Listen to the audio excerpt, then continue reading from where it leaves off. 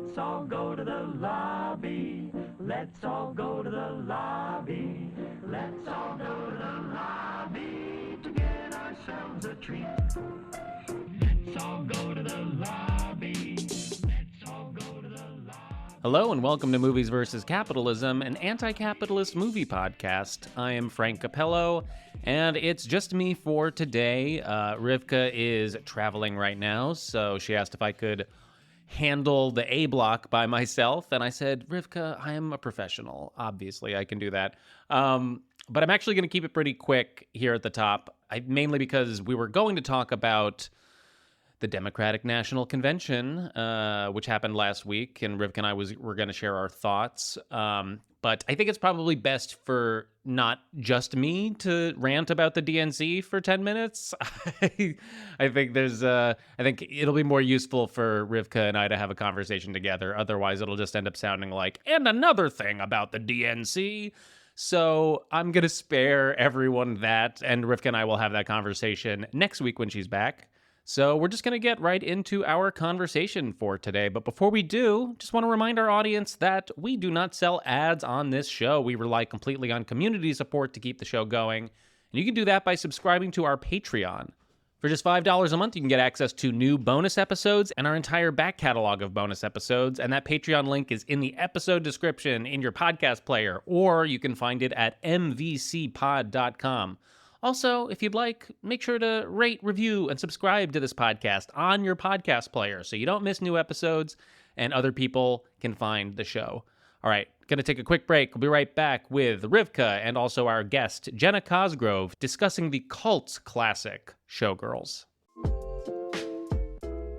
All right, we've got a great organization to tell you all about called the School Board Integrity Project. You know, we often think of elections as Democrats versus Republicans, or right versus left, and while presidential, congressional, Senate, and other races for statewide offices tend to garner the most attention and resources, one organization in Minnesota is looking to change that. The School Board Integrity Project is a 501c4 organization focused on recruiting, training, and retaining school board members who align with the principles of integrity, respect, excellence, belonging, and truth. We know these principles might sound simple, but there has been a concerted effort across the country and in Minnesota to erode public education, ban books, rewrite our history, and sow division within communities through local school board elections. The School Board Integrity Project is working on the ground to bring our shared values back to the forefront of the conversation and ensure that great candidates who want to center the success of all students have the training and tools they need in their campaign toolboxes to run successful campaigns, win, and make a difference in our students and communities on a hyper-local and nonpartisan level. You can find out more about the School Board Integrity Project, their story, and support their work at schoolboardintegrityproject.org. So today we are joined by Jenna Cosgrove. Jenna is a screenwriter, director, script consultant, and author. She writes hard genre with complex female protagonists and makes films in the thriller and horror space. Jenna, horror, not horror space, but we'll talk about what the horror space might mean in today's convo. Jenna grew up straddling the poverty line, and her work primarily deals with themes of injustice and class warfare. And Jenna, you're joining us from Melbourne, so it's 9 a.m. for you. Welcome to Movies vs. Capitalism. Thank you, and good morning. Good morning. I don't think we've gotten to say good morning to a guest yet. This is exciting. And thank you for waking up early. Oh, that's okay. So Jenna, we're just meeting, and I'm genuinely curious to learn more about you and your work. Can you just give us like a little bit more beyond this background? I want to know about the work. Yeah, what's something you're working on right now? I'm working on a couple of horror films. Awesome. I've kind of I used to be very much a sci-fi writer, and I've kind of switched over to horror a bit in the last couple of years. It's obviously become a very popular genre, particularly like around the advent of A24, which is more of the style that I'm writing in. But I think that it's a really cool vehicle to talk about social issues. Yeah, absolutely. Yeah. Historically one of the best genres to discuss and satirize social issues. Yeah. I'm thinking of like the Twilight Zone,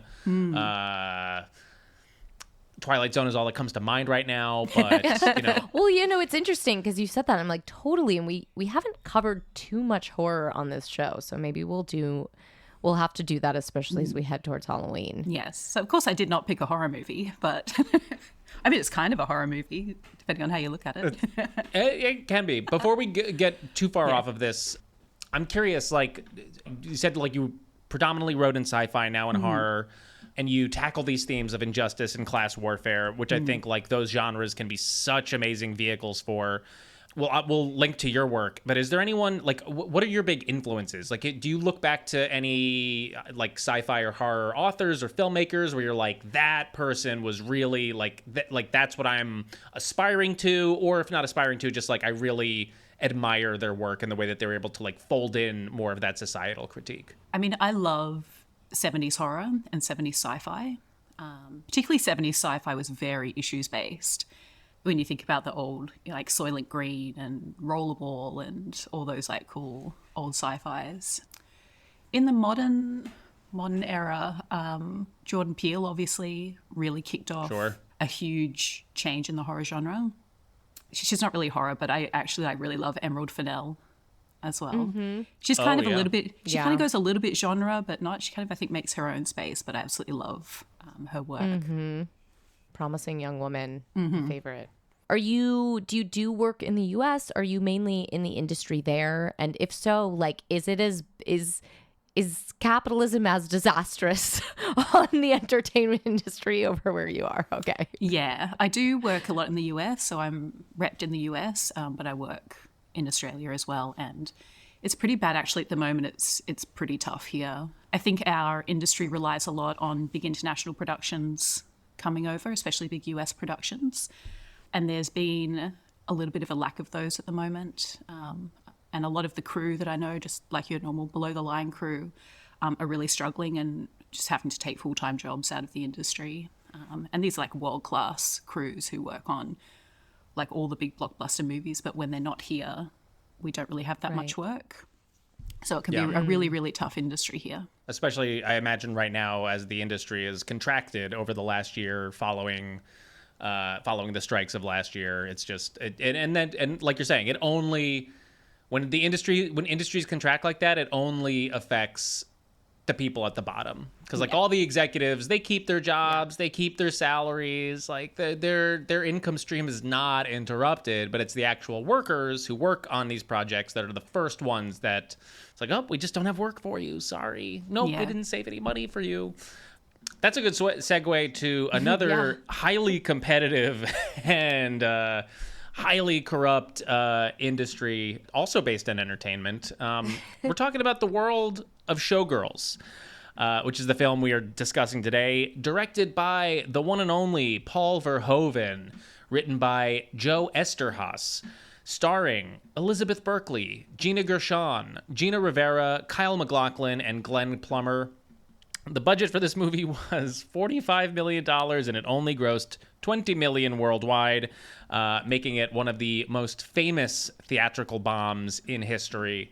If you've never seen this movie, we will be spoiling it, but a brief synopsis for those who haven't seen it in a while follows the mysterious Nomi, played by Elizabeth Berkley, a young woman who hitches a ride to Las Vegas to become a professional dancer. After Nomi finds work as a stripper, she finds herself entrenched in the ultra-competitive Vegas dancing scene, which corrupts her as she claws her way to the top to become the most famous of the Showgirls. All right, so some historical context for when Showgirls was released. It was released on September 22nd, 1995. Bill Clinton is halfway through his first term. In January of that year, the O.J. Simpson trial begins and doesn't conclude until October.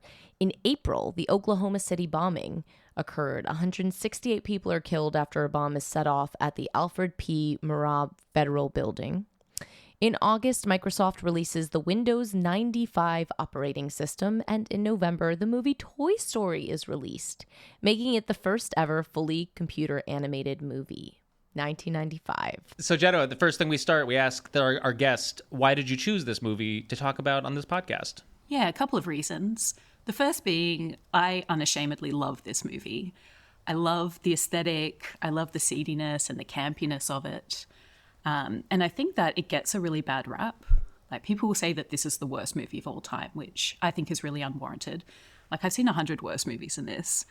And I think what has happened is, when you look on the surface of it, it's kind of very over the top. You know, you have like a lot of nudity, including full frontal nudity, only of the women, of course. That's another discussion. You've got a lot of sexy dancing, you've got very big performances, and a couple of truly bonkers sex scenes. And I think that a lot of people can have a hard time seeing past that. But if you can see past that, what's underneath it, I think, is a really interesting story about the nature of exploitation, which is why I thought it would be a great discussion for the podcast. Jenna, I'm curious, when did your relationship to Showgirls begin? I think I probably first watched it, probably around 2000-ish, 2001. It was a friend of mine's favorite movie. She made me watch it, and I just loved it from the first time. So it was love at first sight. Oh, yeah. I will have seen it like 50 times by now, surely. I don't know, there's just something about it. I tend to enjoy films that maybe are a bit derided and that aren't necessarily big commercial hits. Well, you're not alone. I mean, while this was not obvious, while it was obviously a box office failure and had massive, like, it was so badly taken in by the critics. It won so many Razzies, which Verhoeven actually was present for to receive gleefully.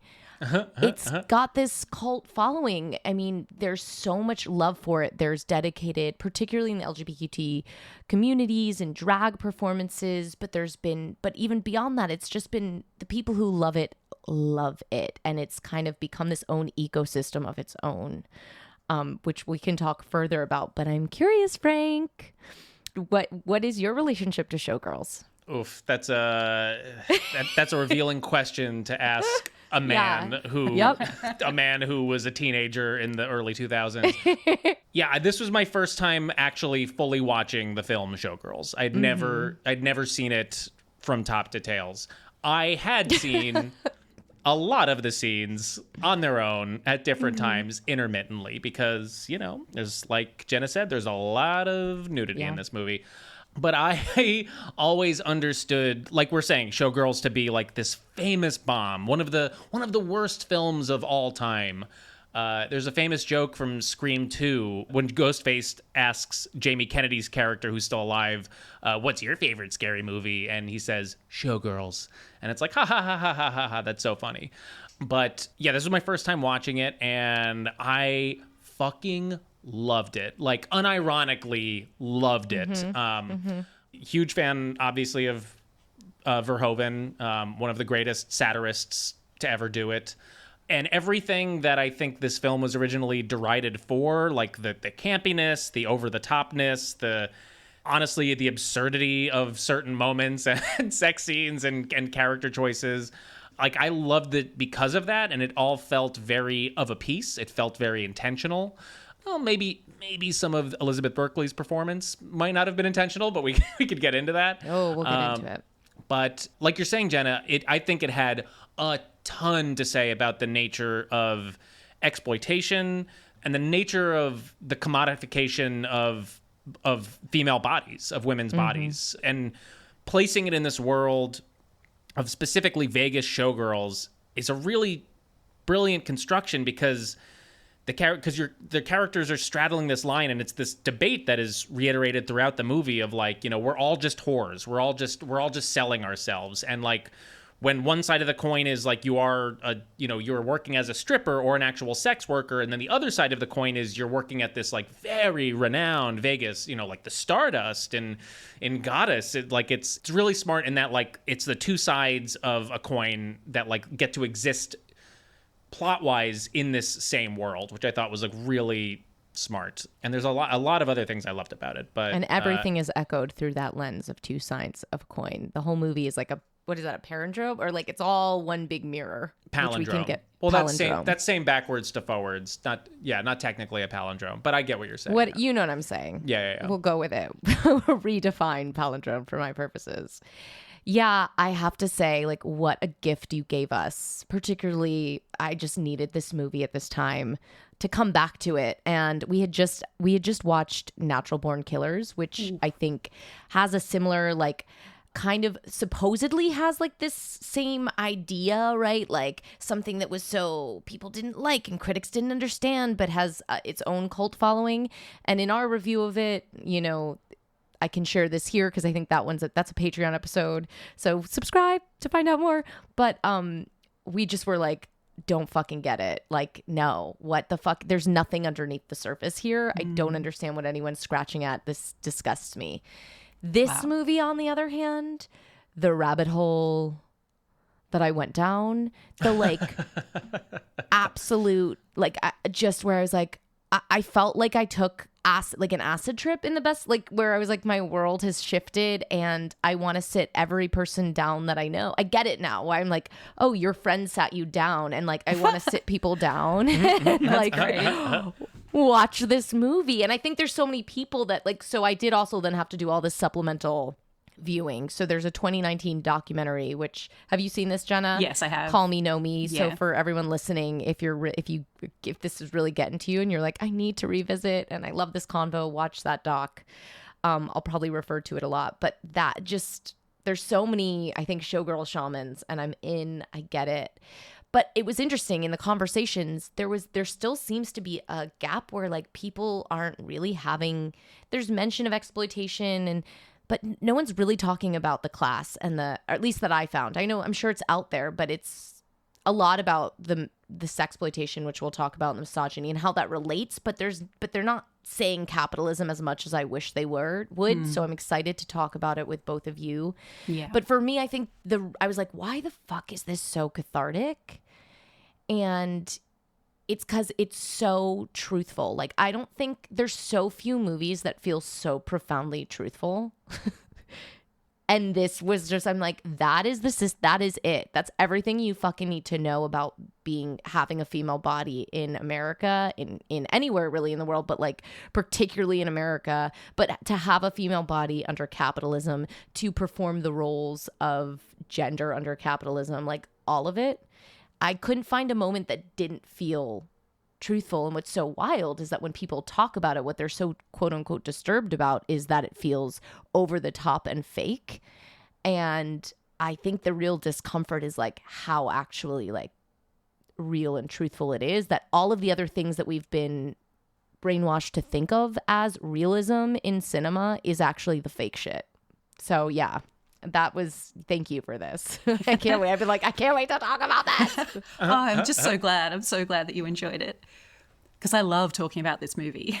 Well, let's start it, Yes, because you mentioned this exploitation. I'd love to hear your thoughts on that, and your viewpoint on that, of just like, I guess starting with sex in this movie. But what does sexploitation mean to you, and like that exploitation in this film? Oh, I think it's a big subject because it's the entire film. I think that a big part of it lies in the contrast that's not really contrast between the Cheetah Club and the Stardust, which was just a brilliant way to frame the movie, I think.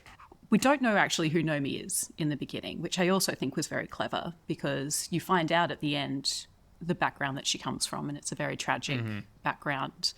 And I think not knowing that at the beginning means that you are judging her only on her actions until the end, when you find out why she is the way that she is. But, you know, we see her starting off in the Cheetah Club, which is, I think, because of her background, a world that she understands.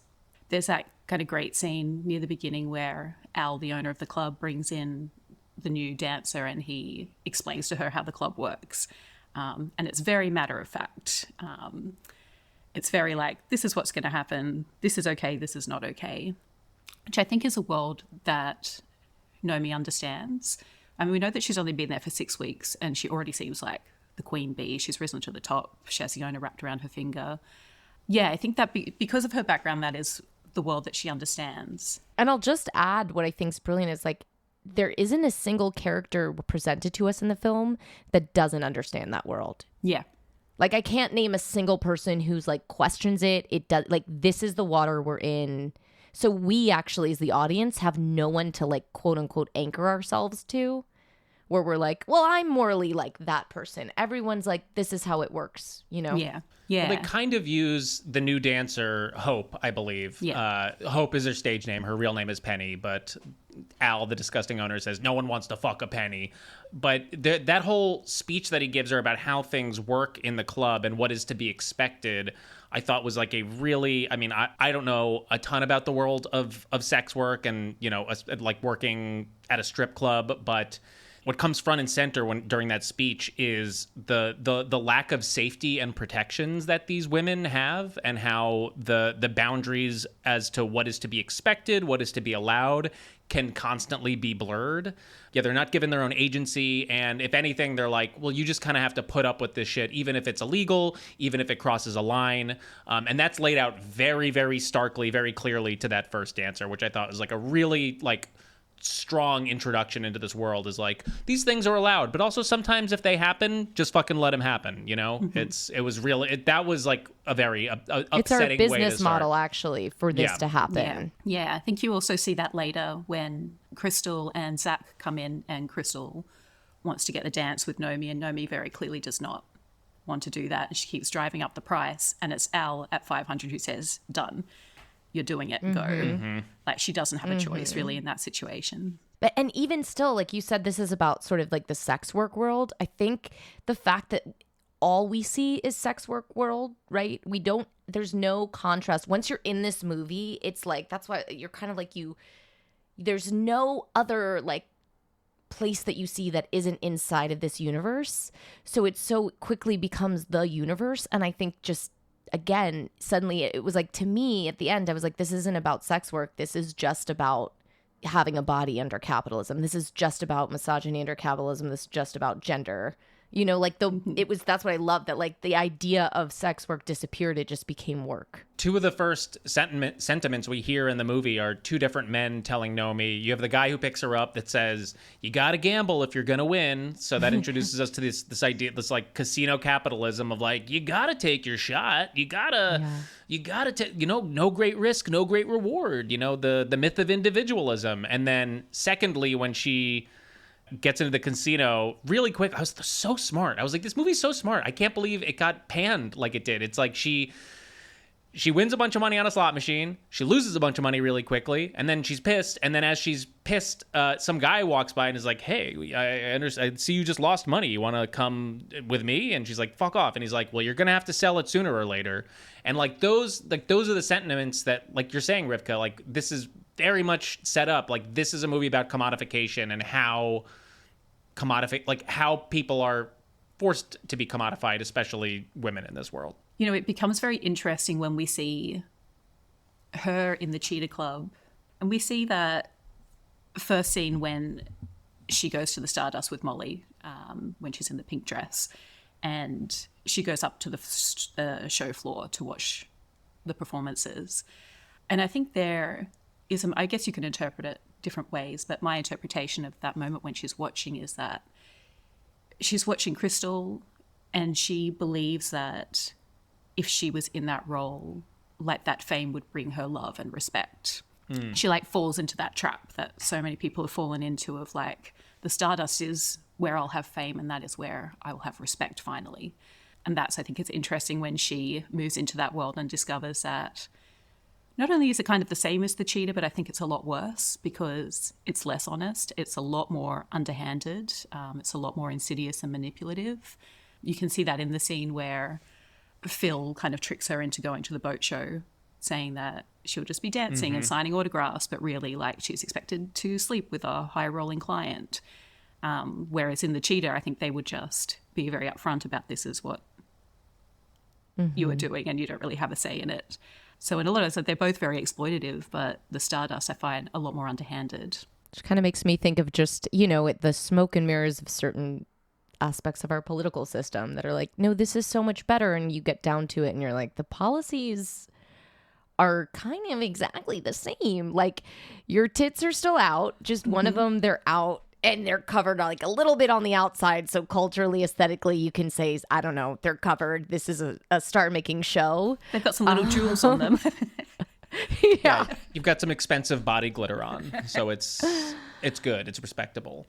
That's the biggest difference that is drawn between the Stardust and the Cheetah Club is like the Stardust is, quote unquote, respectable. Like that is in the puritanical view of, I don't know, people who work in the Vegas entertainment industry. It's like, so the Stardust, that's where you want to be. That's like You're a dancer, not a whore. Yeah, you're a dancer. And like you're saying, Jenna, like that will come with like the respectability and the validation that you're doing something upstanding and something that is not socially nefarious. But like you're saying, Rip, I think there's a line in the movie near the end where someone's like, it's the same thing. It's like the Cheetah Club's doing tits and ass, the Stardust is doing tits and ass. It's the same. Like I think they say it actually many times, which is something I love about this movie is the repetition. And like it's on the nose to a point where it's almost making fun of being on the nose. But like the effect of it being so on the nose and repeating some of these themes so frequently becomes that, at least for me, the experience was like, I heard it and now I'm hearing it again and now I'm questioning it. Like I just have this whole, which is part of like why I think it's so effective at getting, if you can sit with it, if you can really sit with the movie, it can be so effective at getting you. I wouldn't say to like this I know the mirrors are a big thematic part of this movie, and I'm not really like, I don't know if it was about like, oh, I'm being reflected back at myself, as much it was like it was kind of like when you put a mirror up to a camera, like the many mirrors that you're just like a little bit distorted. And it was so alien. The experience of watching it, I found I was so alienated myself as a viewer, but alienated enough that like I started to actually become aware of it because it was just like, it's not enough to be naked. The characters will tell you how naked they are, then make a joke about the nudity, then point out again, this is my tit. That like after a certain point, you're like, a tit? What is a tit? Like you're just, it's brilliant. And to that point as well, like I thought, I know, Frank, we were joking earlier about like, I'm sure like a lot of people, this was some useful material for your jack off material or whatnot. I didn't say that explicitly. Yeah, I know you didn't. I just said that I had watched a bunch of the scenes, okay? No, Frank was doing it that was your early acting. Yeah, it was just... Yeah. I was doing, I was in the scene class. But I think it's important that if it's used that way, it's like it has to be taken out of context. I don't think anyone watching this full movie, which I thought was surprising, is like turned on.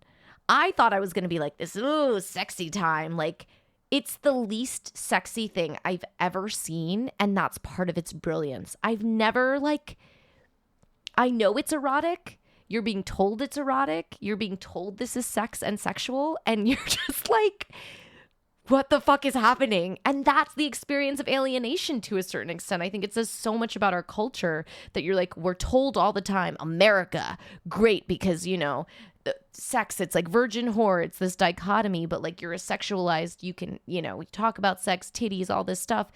But like this is, I personally think so many people's relationship to sex is so alienated that like most people are not having as much as they're saying. They have to either pay for it, takes drugs for it. There's so much lack of intimacy or erotic that this film, again, showcases that perfectly. Particularly that sex scene with Zach in the pool that she has at his house. It's what? It's brilliant. That scene is so good. Yeah. I can't imagine that was meant to be sexy in a traditional sense. I was watching this movie with a friend last night, and when that started happening, I was like, that isn't sex. Like, that isn't even sex. Like, whatever that writhing is, like, that's not, like, I don't understand how anyone can get off that way. Her physicality in that sex scene was the same physicality that she used when she was lap dancing for him at the Cheetah. Exactly. And I think for her, which is something I think is quite common in the sex industry, that it becomes hard to do sex without performing sex, or have sex is more like without performing sex. And I think that is for her, she was performing. She wasn't having a real intimate connection with this guy. She was doing a performance for him. Yeah. Well, and I would say, I was going to say exactly like, again, not even the sex industry. I think so many people are performing and they don't know it. And media has that effect, and that's the effect of capitalism, right? Is like once sex becomes commodified, there is only like market value and market reason for this industry to grow on top of it that makes it performance, because you can sell performance. You can't actually really sell true intimacy, and like, I don't think the things that really make a connection just so beautiful, and like, we know that's not commodified. Whether there could be maybe exchange of value, whatever you want to call it, that just becomes so altered. So it's, again, so truthful. I saw that scene, I'm like, this is not sex, this is ridiculous. But if I'm honest, I've had like early experiences as a young woman where I'm like, yeah, that actually was like that, you know? And not just me, but like whether performing a role that someone's expecting, or this, you know, being with a partner who's only ever seen sex through pornography. And so it ends up being something like that. Yeah, I think that's a very common experience for women in general. You mentioned something that I think this is a part that I'm not settled on, and who knows if I ever will be, but that'll be my journey with Showgirls. Intention. And I do want to talk about Verhoeven, and I want to talk about like the intention of like what went down on this set, what was put into the intention of this movie, because you'd mentioned like, I can't imagine making it not thinking it was camp or supposed to be larger than life. But Kyle MacLachlan had said in an interview, like brought it up in I think a talk back at some point, and was like adamant that everyone on that set thought they were making like a hard-hitting drama. Wow. It was dead serious. But there's all this, I think it's like so many of these movies, a change in sort of the mythology of what it was. Particularly Verhoeven changes his attitude towards it throughout the years. Elizabeth Berkley, it talks about it now like, no, we were kind of aware of how fun it was supposed to be, how large it was supposed to be.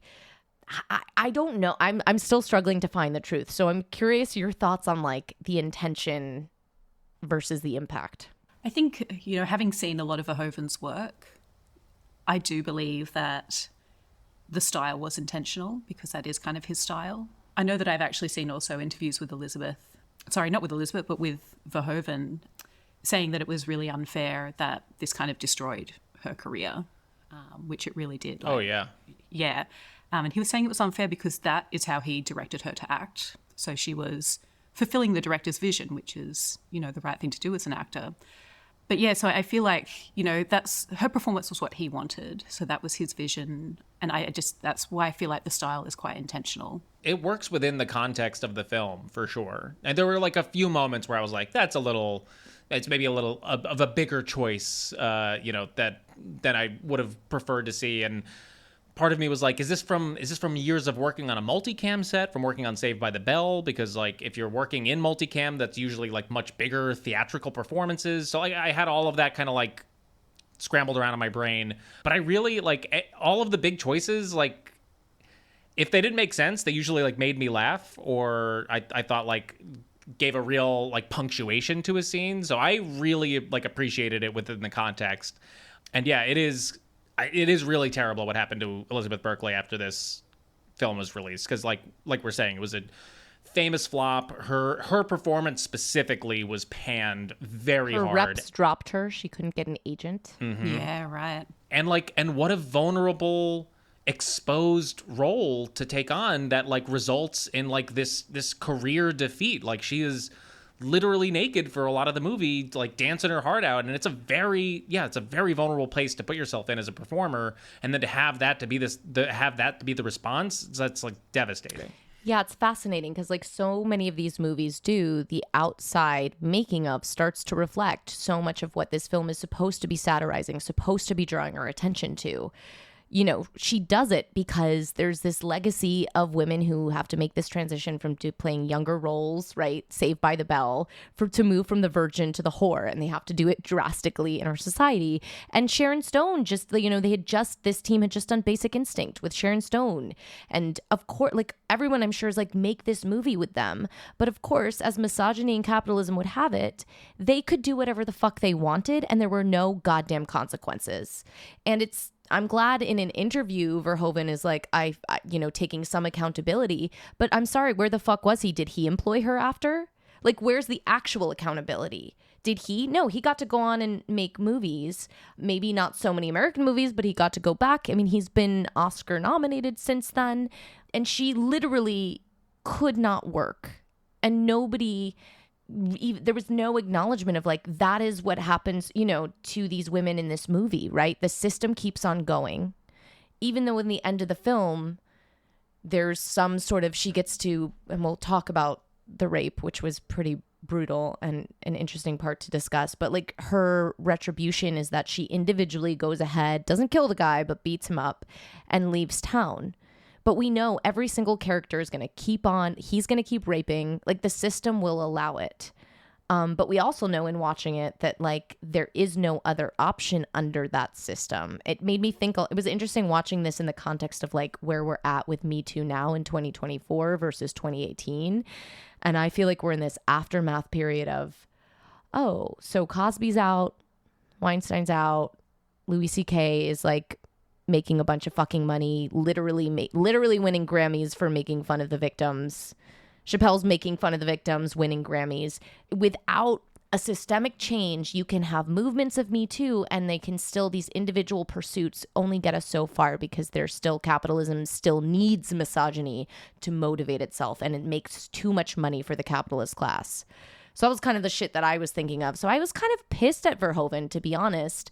And yeah, I think I don't know. I'm with you that I like some of his movies and I think the choices were brilliant, but how do you reconcile? Because Frank and I talk about this a lot. Like, how do you reconcile with like a director, their intent, like making a movie like this that's supposed to be satirizing the thing that they are actually doing and a part of? Like, how do you wrap your head around that? Because I haven't quite yet, but it's definitely part of my conflict with this. I mean, it's very much a movie about female exploitation and commodification told by men. And that you feel that throughout the movie, just in the way that the women are objectified in the movie itself, like you're saying, Rivka. Yeah, it reminds me of the Louis C.K. joke. Like, you know how he told that joke so much about on stage about like men are the biggest danger to women. I don't remember the whole punchline because that's all I can remember from it. Because like, turns out like, fuck yeah, dude, you know, you are.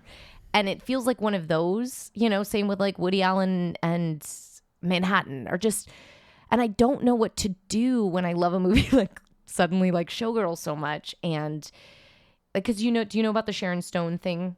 He like famously got her to show her vagina on film in Basic Instinct without like manipulated her into it, and she was really furious after. Yeah. The idea being like, you'll like this will make your career, I know it's best. Like, so you're just revealing yourself as well to us through Showgirls, and now I'm supposed to love this movie and give you credit for it. I feel so mixed.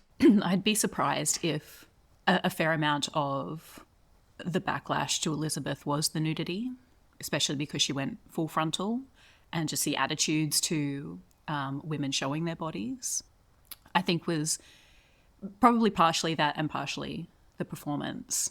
I think she was kind of set up to fail, and it through no fault of her own.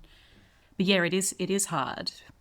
It's a hard thing to reconcile, loving a movie but knowing that behind the scenes not everyone was taken care of. And then I would say, like, he's making this satire, I would say he's a misogynist. Like, I think that those actions are misogynistic. I think you destroyed not just one but two of your leading ladies. And he kind of has this thing about like, he talks about himself as like, I just love to provoke.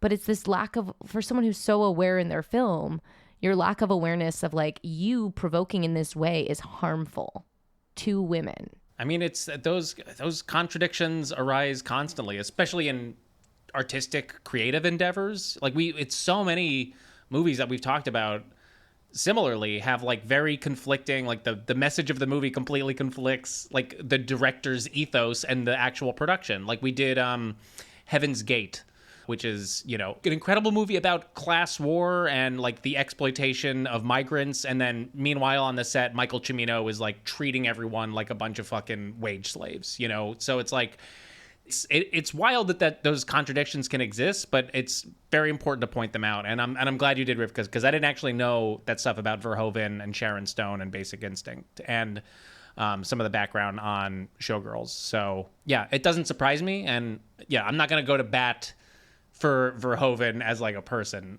But the last thing I'll say about this is if we lived in a world where Showgirls made $150 million, very different fucking story. You know, if this had been a capitalist success, even if it had still been panned, even if it's still, you know, like all of the criticisms of the whatever, like if it had made a shit ton of money, everyone has a different experience after this movie comes out. Like Elizabeth Berkley's career is probably not as tarnished as it was.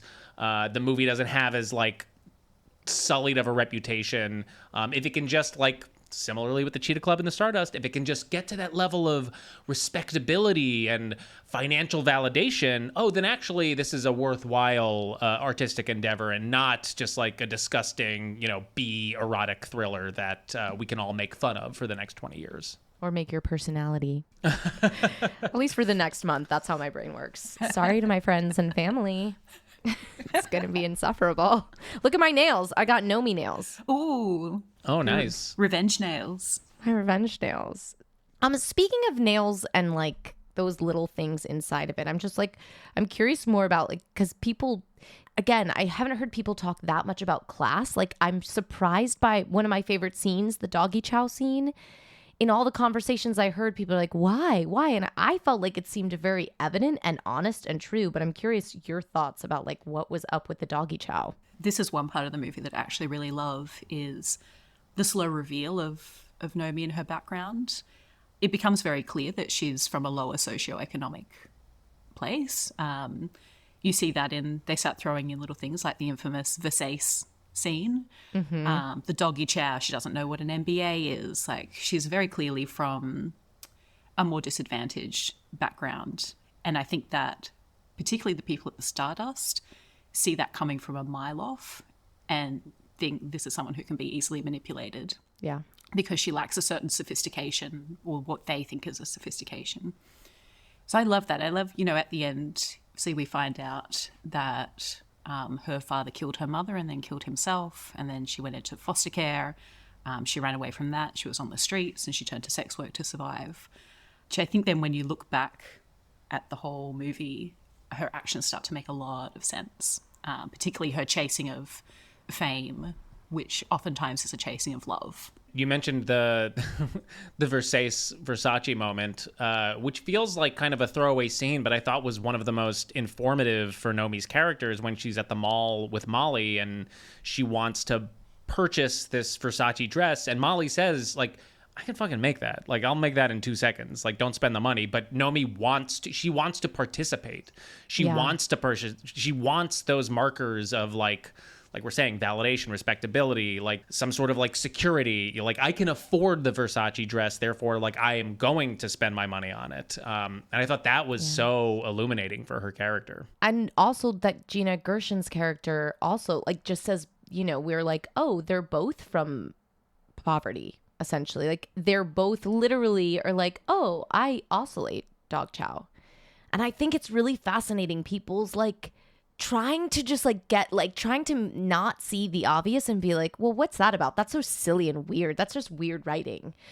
When I'm like, that writing I think is like pretty like it's clear. I think they literally were eating dog chow. Like that's the point of this moment. Yeah, that's poverty, you know. that's poverty. Potentially people who don't understand poverty, who don't understand that line. It was very clear to me. And the food, like there's so much, I think, food in class is so interesting too. And like her wanting with the burgers and fries versus like brown rice and vegetables, which is so 1990, right? That brown rice and vegetables is like the health food. And a bottle of Evian. Yeah. And a bottle of Evian. Just to circle back around to Elizabeth Berkley, I will say I don't think there's a single moment of that performance that is wrong for me. I thought it was like one of the most astounding things I've ever seen. And I will watch it over and over and over again. In this documentary, they did make a point of like she captures something that old Hollywood actors did. It's not trying to do this like realism per se, but in not doing it, it's like pursuing a greater truth that I think is like a part of like something you still can get in theater and get away with. And so this film is so theatrical, but there's not a moment I see her and I'm like, Elizabeth is not locked the fuck in. Like I feel like she's eating, dreaming, sleeping Nomi, and she gets it on such a high key level. And let's be real, like I know people there are people in life are really like big when you're having like, she's having kind of a nervous breakdown this whole film. And like, that's actually probably what it would look like. Like, it's exaggerated, but I think film has done this manipulation, particularly like starting in the 90s, where there was this like very into the 2000s mumblecore era, where it was like, you know, littler. And then like on Camera Class, people come in and they're like, I'm feeling natural. And you're like, on screen, it doesn't look natural, because we've gotten it down to like, if you're on a set, people are whispering. You know, you can't hear them. None of it's natural, but it's this feigned natural. And this film, again, is so natural and so true to life. And we're like, that's too big. No one would do that. I'm like, actually, like, yeah, they do. And our culture does say whore this much and treat women like this. Yeah, and I think especially in the world that she's in, it makes sense. I think also for the story to work, like a lot of the story kind of falls on the fact that she's very noticeable. You know, she's in the room with Crystal and Crystal notices her. She's in an audition and they notice her. She's on stage and people are watching her. Like, that would not really work if she was playing a very quiet role. She needs to be big. She needs to get that attention. Yeah, and she has those beautiful eyes. I mean, yeah. I just fell in love with her. Yeah. I think she's wonderful. I really do. I think it's so horrible what happened to her, because I find her performance captivating and extremely entertaining. Well, she made a beautiful comeback. I will say, watching her move through that, and I'm sure it was helpful that she had that Saved by the Bell money. So it's not like materially this crushed her, right? I'd have to assume that there's a lot of money if you were on Saved by the Bell that long. I don't know. A lot of those child star parents famously not very good with money. So That's true. I don't know. I don't know You're her specific circumstances, but yeah. Well, in the minimal research I've done, like they showed in this documentary as well, like her coming back around, and Hollywood Cemetery did this screening of Showgirls, I think in like 20 years later. So, well, that wouldn't make sense. Anyways, whatever it was, because that would be 2025, and that has yet to happen. 2015. Oh, 2015. Okay. Yeah. Well, let's scratch I'm an artist. I don't do math. I was like, that's in the future. So it would happen in 2015, and she surprises everyone, gets up and takes the mic, and not only is just, first of all, hasn't aged, looks fucking gorgeous. Like, can we just give her a career again? She's stunning, and she's beaming, and she's like, this is full circle, but it's so nice to have an audience who understands what we were trying to do, to come here and have it be really appreciated, because I never got this experience. And she does the Know Me dance for everyone. Like, she's like, I'm going to give you what you want. She's just still there for it. There's not, whatever she went through and had to like fight through, it didn't take that away from her. I'm obsessed. There is also, I don't know if you ever saw that there was a Saved by the Bell reboot. Oh, that's right. Oh, that's right. It's actually it was really kind of cool. They did something really cool with it. But in the second season, so she's in it. Elizabeth Berkley's in it. In the second season, she actually does an episode where she kind of not really sends up Showgirls, but she acts like her character went to Vegas for a little while and came back, because she's wearing the Know Me outfit and everything. Like, she's really playing into like the lore of Showgirls, which I thought was really cool. Good for her. Yeah, I kept saying just like, good for her. Like, I'm glad her Instagram, she's selling like Versace merch, like, which I may have to buy. Well, there has been a real like reclamation of this movie in the last 10, 15 years. Like, that's why we're talking about it today. People have realized like, oh, there's actually much, much more substance here. Yeah. And in the reclamation, I would like to give it all to her, because I'm not happy with him. Not at all. I agree. Can we get into a little bit of the Nomi Crystal relationship? Because I found it fascinating. It like had everything was loaded into it. It's like, it's psychosexual, it's competitive, there's power dynamics, there's attraction, I thought, like, Riv, you said like none of this movie was erotic to you. I thought the only kind of erotic moments that we got were moments between Crystal and Nomi, and totally. And then they break it and do like a thrashy dance, and you're like, oh. yeah. And then she has an actual sex scene with Kyle MacLachlan, and you're like, that's the least sexy thing I've ever seen in my life. Most athletic, should have been at the Olympics. Extremely, yeah. But no, I was just fascinated by the two of them's relationship, and I thought it just was so layered and dense. And there's like, it first brought to mind this idea of like there can only be one, like the hyper competition, especially between women in workplaces, where it's like, well, there's only space for one woman at the top, so you have to fight it out, and there's only one person can win. And then kind of like the like there's like a mentor mentee thing happening, and then when we learn that Crystal also came from like a disadvantaged background and clawed her way to the top similarly, and they're fighting, but you also get this idea that Crystal like wants Nomi to replace her. Like she's like you are my number one competition, but also like, fucking get it, girl. Like, yeah, push me down those stairs. Like, do what you got to do. I just found it fascinating. Also, like, I don't think anyone has ever done better eye fucking on screen than Gina Gershon. The way that Gina Gershon watches Nomi, I'm like, that's some of the best acting I have ever seen in any movie. Full stop. Like, I was blown away by it. The fucking chemistry between the two of them. So yeah, just wanted to start there. I find it also very interesting because that trope of the older woman being threatened by the younger woman is very common and very played out. And I love that they added some extra dimension to this. Like you said, it really does seem like she wants to be pushed down the stairs eventually. Like, she's goading Nomi that much that was like the only outcome that was ever going to happen. No, I love that. I didn't even think about that. See the layers of this movie. I already have a list of people I'm showing in my head. Like, I'm like, I will sit them down. I will be their first experience. No, because, well, under the system of capitalism, I think there's this sort of knowingness between these women that no one gets out alive.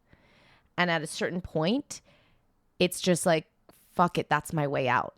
Push me down the stairs so I don't have to do this labor anymore. I can't say I don't want to do it. That's not an option.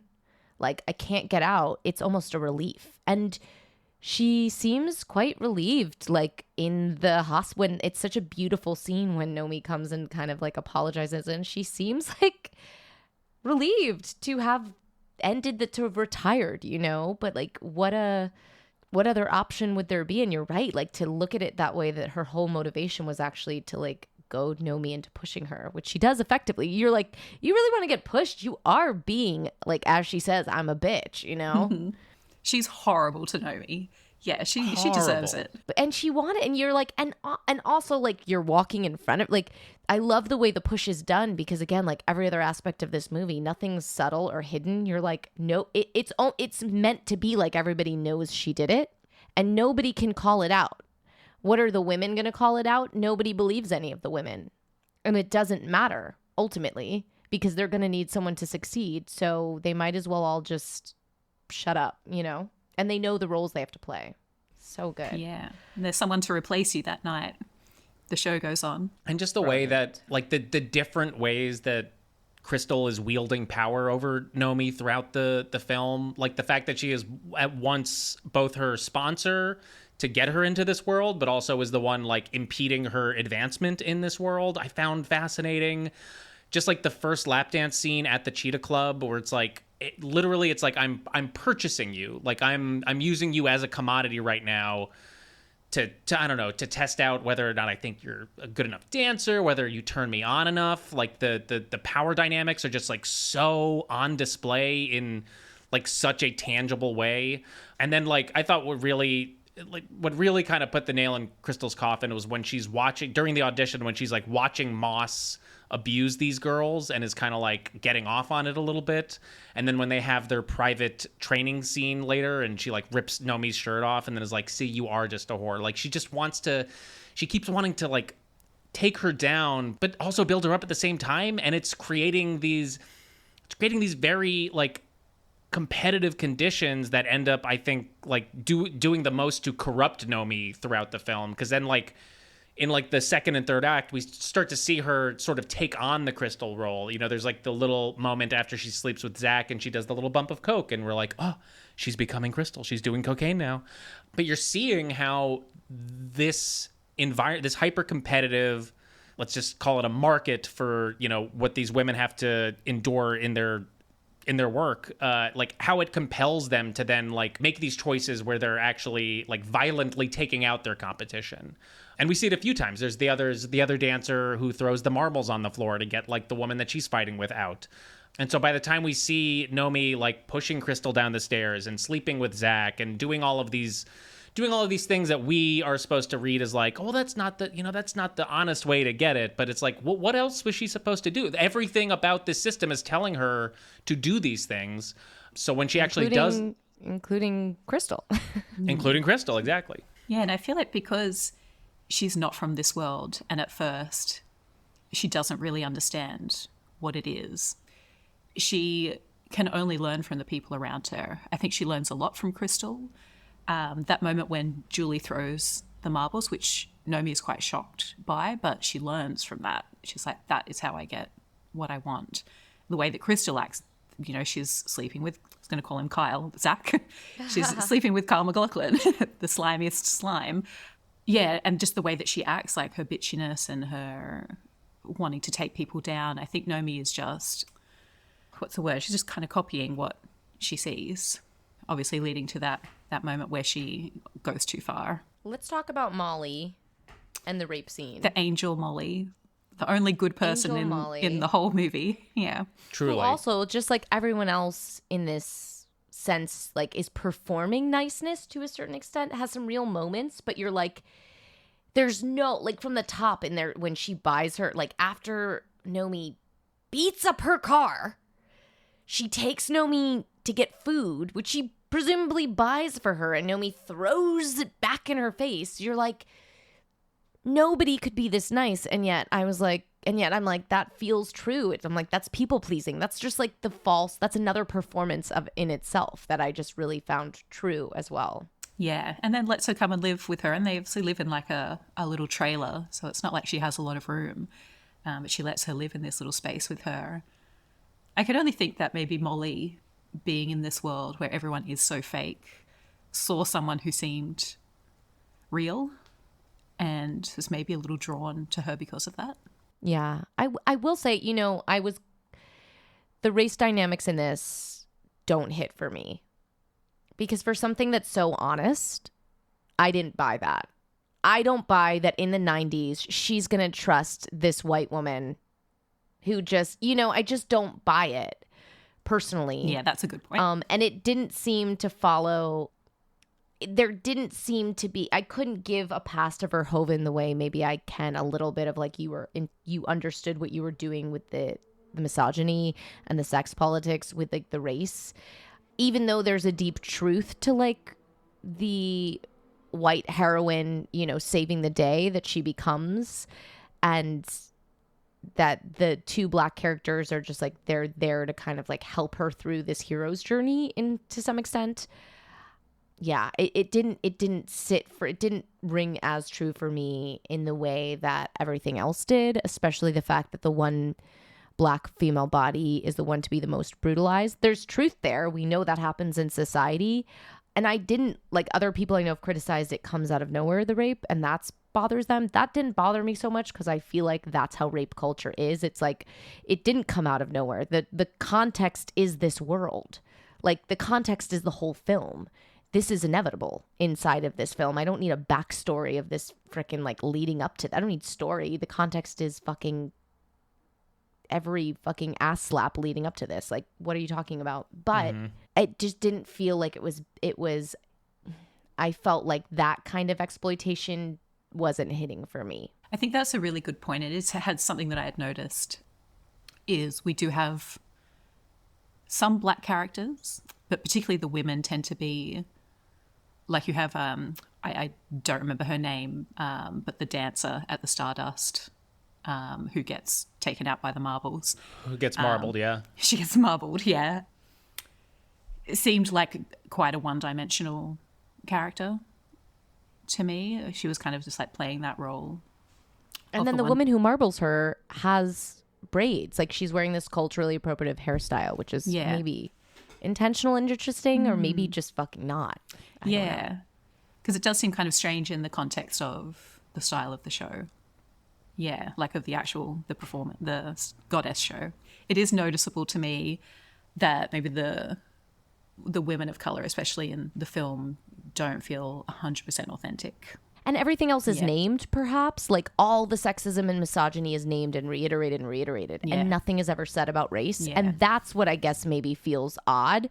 I'm like, in a movie whose world and point of view says we're going to name everything, but we're going to ignore this, was like a big red flag. Probably the only time, like, in that rape scene, race is brought up when they are assaulting her. Like, they essentially say that that's why they are assaulting her. Which is horrific. It is. It's a very, very full on and very graphic scene. And it is the scene that most screenings or most, when it's celebratory, they'll take it out. And I'm like, if you're going to take it out and you're going to, to me, that's problematic in itself of like, we're just not going to look at this though. Then deal with the whole package. And if it's intentional and then like have the conversation about, because that scene shifted my whole anatomy. And I thought the violence, it hit different than like a Natural Born Killers, which felt like it was meant to be erotic, to be honest. Nothing about this was erotic. It made me feel horrified. It was horrific. But the race piece was never dealt with in a way that was satisfactory, and that felt exploited. No, the film's treatment and depiction of its black characters is very leaves a lot to be desired. Like, we've already kind of said it, but Molly is brutalized. The one dancer with the Stardust is a very one-dimensional character, a very like angry, screaming black woman character. And then the only other black character is James, who is throughout the film with a very long arc throughout the film. But ultimately what we get is like, he's a good dancer and all he wants to do is talk women into fucking him. And he trained at Alvin Ailey, which is probably one of the only, like, you're like, that's one of the only other black characters that you're like, he kind of is connected to or makes mention of. It's odd. But then he also becomes a caricature. And like, I know that the film is trying to do the thing of like, is this guy going to be a good guy? Does he really have her, best intentions at heart? Like, is he really just trying to help her? Oh, nope. It's just another man who's only trying to sleep with her and will like do what, and like, I get it. I understand that that's what the movie is trying to do with the character, but like for having it being one of the only black characters, the only black male character, I thought it ends up being more stereotypical than it does saying anything about like how misogyny operates. Right. And that, like, it kind of felt like it was colorblind in that sense. Like, as if misogyny is equal for everyone. I mean, I guess other than the fact that you're like the one character raped is the black woman. But it does nothing with that. So that made me think, like, were they even conscious? Like, maybe I'll give them that. But, like, the intersectional nature of all of that was just completely lost upon them. And that's where I really think you see Verhoeven and the other writers' whiteness and like their white misogyny really peer through. I mean, that kind of brings us to the ending, like the final, the climax, which I think this was probably my least favorite part of the movie, or I thought was the weakest part of the movie, was just in the way that the film like actually wrapped up, which is, Rivka, you mentioned it earlier. Nomi finds Andrew, the rapist, beats the shit out of him, goes back to Molly, who's in the hospital, says, I beat the shit out of him, and then Nomi takes off, leaves town. And it doesn't offer any resolution to like so many different parts of the story. Like it wraps up, what happened with Andrew the rapist, although not really, because he's not actually held accountable. He's just gets the shit kicked out of him, but it also doesn't resolve anything that's happened at the Stardust or the Cheetah Club or any of the other characters that we've seen throughout. And it felt just kind of like, and then like Nomi decides to like leave it all behind, and like she's gonna not play the game. That's the solution, is to like not even play the game and just get out of the game entirely. But for me, it ended up reading as like, okay, so what does this movie have to say about these systems or the people that perpetuate these systems? And I know that that's what most of the movie was doing, but I feel like the ending really let a lot of the worst actors in this movie, and I don't mean like performance actor, I mean like bad actors, really kind of like left them off the hook and like left me wanting for some sort of like final message, final idea, final theme that I thought it could have hit, but like kind of just literally left town and abandoned. I actually really liked the ending. I thought a lot about it, but I liked the hollowness that it left me with. I actually think if it attempted to redeem anyone or hold anyone accountable, it would ruin all of the like truth that I felt it held. Like, that would just suddenly ring as, like, completely fucking false and, like, capitalist realism, if I think I'm using that correctly, and that would feel like I would have to buy into and get some kind of catharsis of, like, there can be change. Women can have a Me Too movement, and it can take an effect. And again, watching this from this perspective of, like, fuck, I remember what that felt like in 2018 and how cathartic we all felt. And to sit here and watch them all one by one have a fucking redemption story, not even a redemption story, it's like nothing ever fucking happened. No one was held accountable. It just went with, like you were saying, it just went along the lines of, like, yeah, no one's held accountable. Nomi gets back into a car just like she started. She's just now in a Versace or, like, in a leopard print. But I feel like it just felt so, like, yep, that's how it goes. Like, what kind of who's trying to give me, like, a neoliberal Hollywood ending? I think it probably also echoes the rest of the film. Like, no one was held accountable when Crystal was pushed down the stairs, and no one was held accountable when the dancer got marbled. So it's like no one's held accountable when Molly's assaulted, and probably no one will be held accountable when Andrew Carver gets the shit kicked out of him. These things just, like, continue on, and the only ones who really win are, like, Zach at the top and whoever is the guy who owns the Stardust. And they'll have someone in Nomi's role that night. And then no one was held accountable, really, like, except for Elizabeth Berkley for this film. Like, also, Paul Verhoeven, fine. Yeah. That's why I, in my lovingness of this film and sharing of this, I will make sure that we're not giving Verhoeven credit. All right. Well, I think we got through pretty much everything we wanted. Maybe we'll touch on a few more items when we get to our awards. So, yeah. Jenna, we like to give awards to each movie that we cover.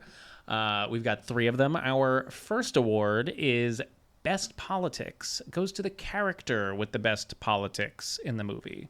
I think it can only be Molly. I feel like Molly could be the only person. You know, she's the only one who is not trying to get something from Nomi. Everybody else is trying to get something from Nomi in this film. Mm-hmm. And she's the one who is warning her to not get sucked into the world, and sees her getting sucked in and actually cares that it's kind of destroying her. And still forgives her, because she doesn't blame her. She's like, I get it. It's the system. Yeah, I think so. Who else could there be against Molly? She knows that Nomi pushes Crystal down the stairs. Like, she's, like, picking up on this and is like, this is not the way to do it. The only other contender would be, although there's not really politics, the woman who works at the Cheetah Club, who's more of, like, the burlesque performer. Oh yeah, Henrietta Mama Bazoom. Yeah. Yeah. Yeah. I have other awards ready for Henrietta. Oh, okay. But I don't think that's right. I would say, but there's no real politics. Yeah. No, and she holds up the system. Mm-hmm.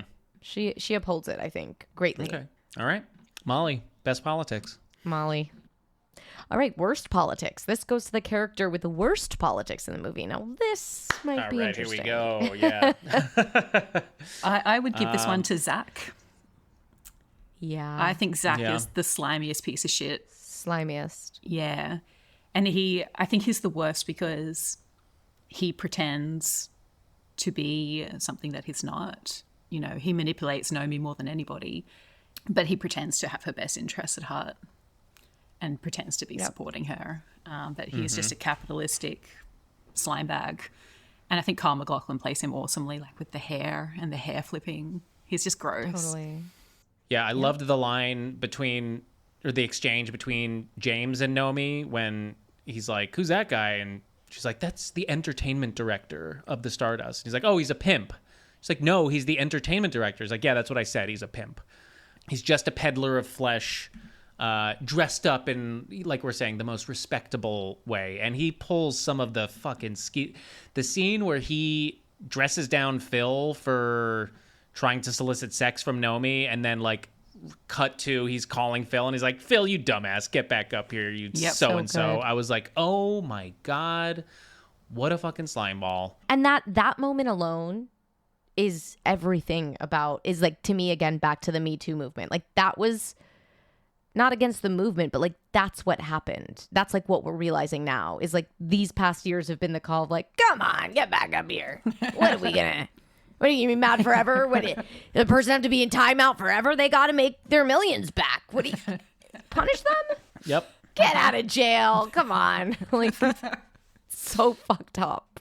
I think it is. I think it is, 13. Zach. But like, should we discuss maybe Al, the cheetah owner, the cheetah club owner? Because I mean, I don't know if he's. They are. I guess Al to Zach is kind of Crystal to Nomi, right? They're like A little they're each bit, yeah. other's Yeah.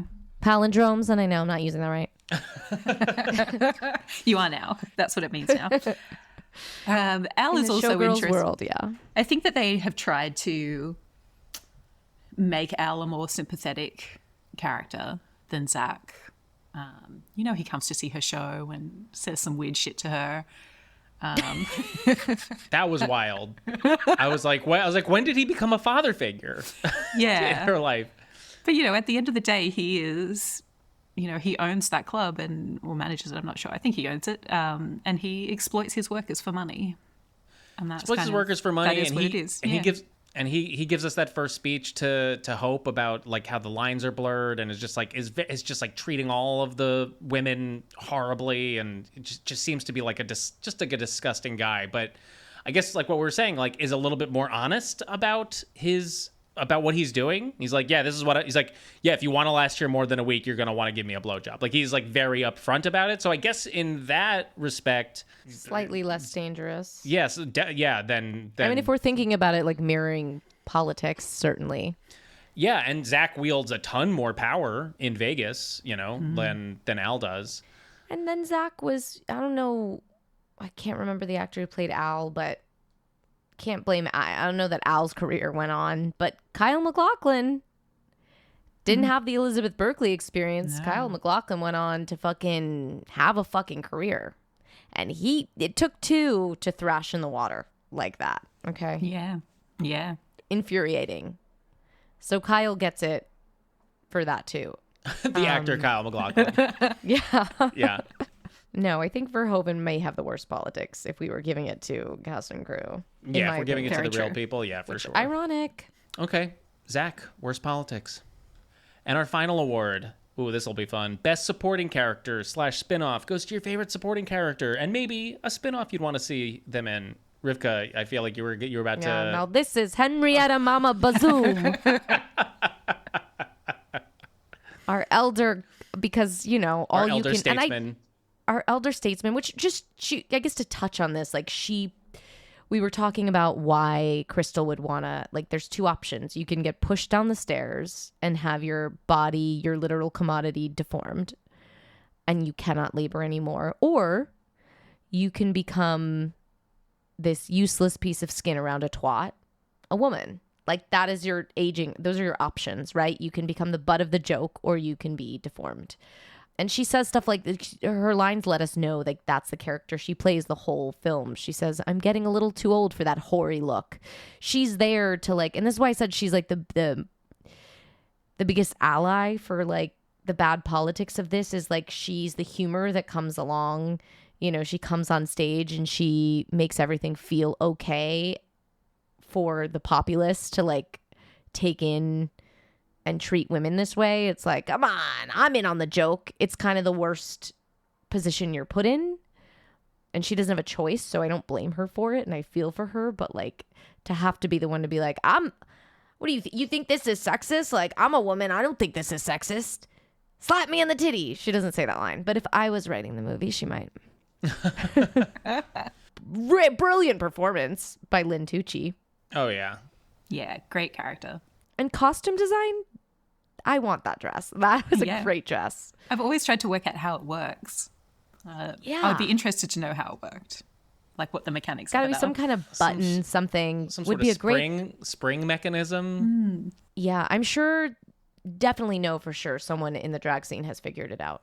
Yeah, for sure. One thing I did love, and I forgot to mention this earlier, about the difference between the Cheetah Club and the Stardust is, like, the women at the Cheetah Club, much more camaraderie, much more community. And the women at the Stardust, which is, like, higher echelon, more competitive. Like those women they hate they're like depicted to be like hating one another, fighting one another constantly, like Such a clawing good over point. one another, which I thought was a really smart, intentional choice, which is like on the lower side, the lower side, when the stakes aren't as high financially, then there's more space for community as opposed to like this more highly competitive space. Such a good point.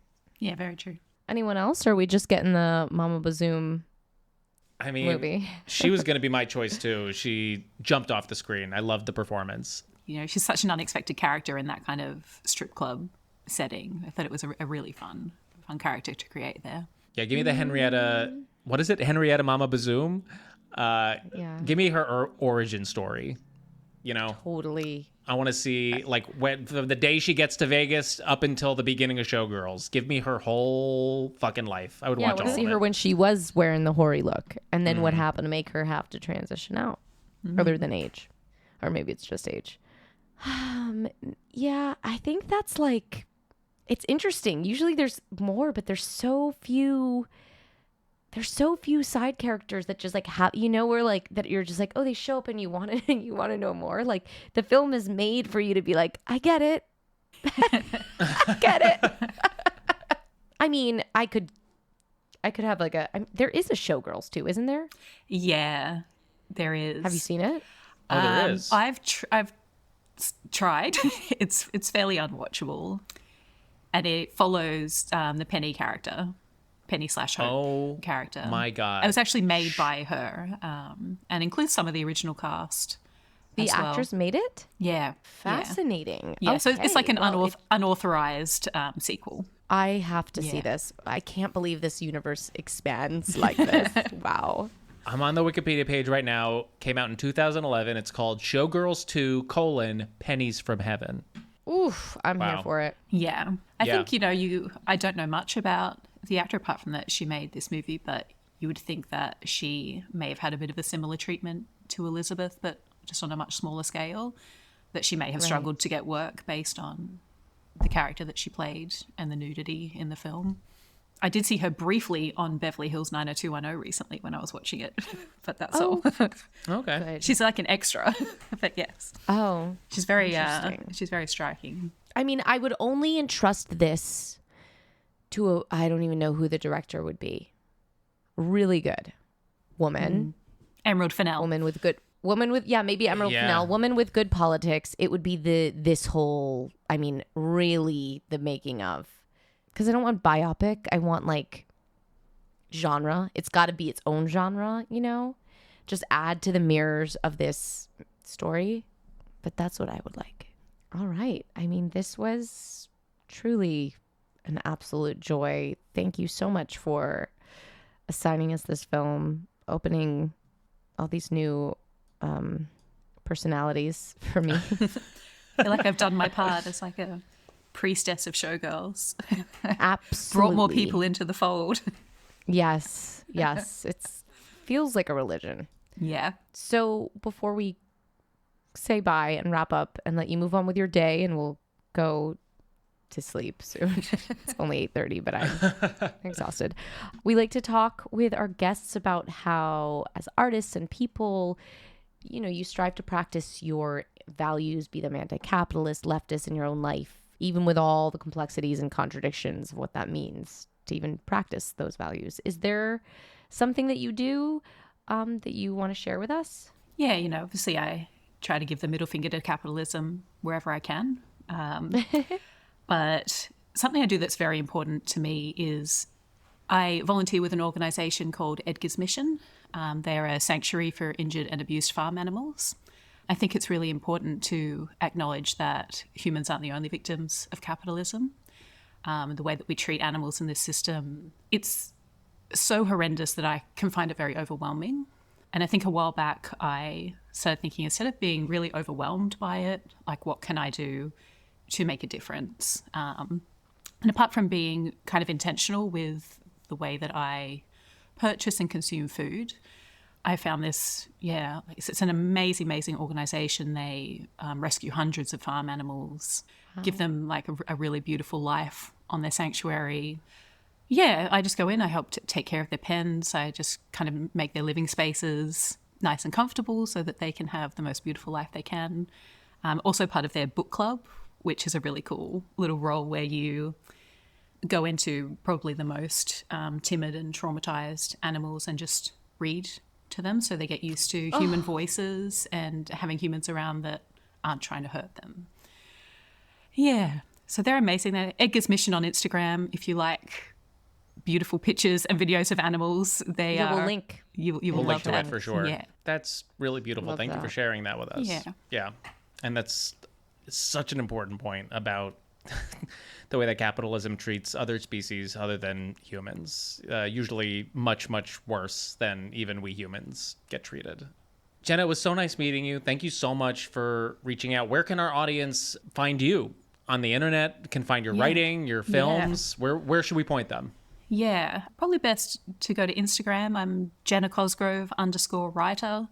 I have all my links to all my sites and stuff there. Cool. And we'll link to that as well. Amazing. Thank you so much for having me. So much. And if you find yourself in the US, in New York, hit me up. We'll watch Showgirls. Yes. Definitely.